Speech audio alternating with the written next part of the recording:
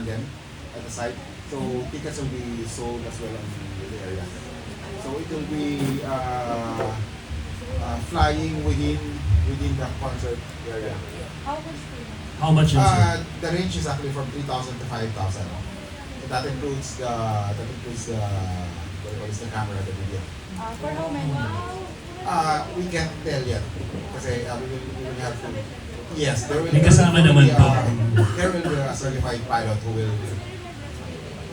There will be a video, definitely. Yes. Sir Arthur, ilang minutes ang pagpapalipad kasama na? We can't tell yet kasi we haven't flied the area. This is the first time actually we're flying the area. Alright. But definitely, pwede ho kayong makisakay sa kanila, no? But you're Yes, gonna be with we will be offering, they call it foot launch, which is dalawa kayo.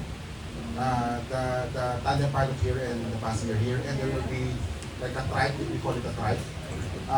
Nakasakay kasi isang, hindi, actually hindi ka tumatakbo lang, gulong siya. It's the same yes.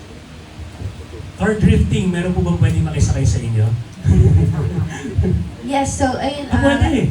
Yes, opo. So ano po, gagamitin po namin mismo yung drift car na pinang-compete namin. And we're going to be 3 drivers po. So it's gonna be me, my sister Ashley Season, and then my dad, Dr. Dirk, of course. So that's equivalent to 3 passengers at a time. So tagi-isa kami, katabi namin sila. So definitely yes, we can give the experience po, and yun yung goal namin, to share our passion and skills po dito sa Hiraya.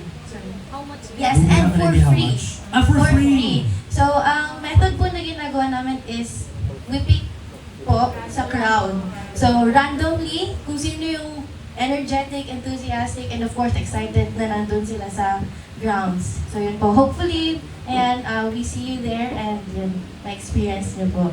So literal pala na hindi lang nila mapapanood, they will be able to experience everything there, right? Yes po. So imagine parang yung movie na Tokyo Drift. Oo, Yan, nga. Fast and Furious. Yes po. So number 1 requirement, you gotta be there, okay? Kailangan panoorin niyo sila. You might be the random girl or guy na makakasama nila, okay? Next from FMR 92. Hello everyone, I am DJ Chloe from 92.3 and Arangkada Balita. Thank you for inviting us as our team. My question for you po, regarding the paramotor activities, how can you ensure the safety with regards to the simultaneous salang of each activity? We have the motorsports, we have the hot air balloon, so everything is happening all together at the same time. How can you ensure our safety of the audience? Okay, to answer the safety, first off, we are all pilots, but there are only limited number of tandem pilots. So these tandem pilots are certified. So definitely, I can call na safe naman sila. We don't have any incident regarding paramotor tandem. So yeah, in regards to safety. For the Also po, so we all have our designated areas po. So for drifting, kung makikita niyo po doon sa map, naka-designate per sport or per activity yung mga ano. So definitely walang magko-cross po doon. So for example kami sa drifting sa tarmac tayo, no, yung sa helipad, yun, yung cemented area. And then sila po, saan po yung Actually, we have a show line on the area. So we don't usually fly overcrowded people, which is one of the ethics that we have. And what is that the area is big enough for us to fly on the sides of the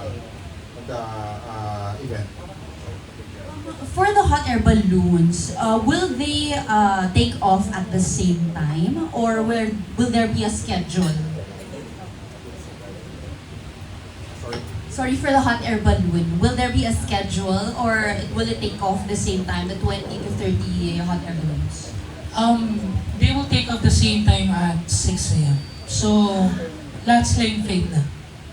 So that's why as early as 6 a.m. talaga. And at the same time, hindi lang siya morning. We also have the night glow on the eve, pag yung medyo nagagabi na.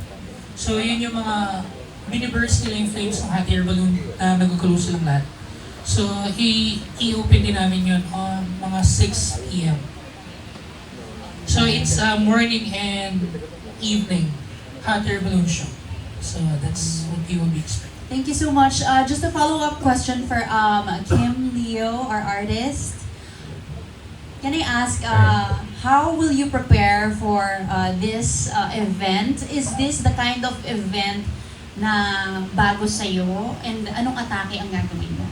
Well, actually, first time ako mag-festival for a long time. And before I was in a band, but now I'm doing solo. So, hindi naman siya first festival ko. So, pero it's a different kind of genre per se. So, iba rin. So, exciting. And I'm with my friends. Sila Kuya Batoyan. Photos people. So, yeah.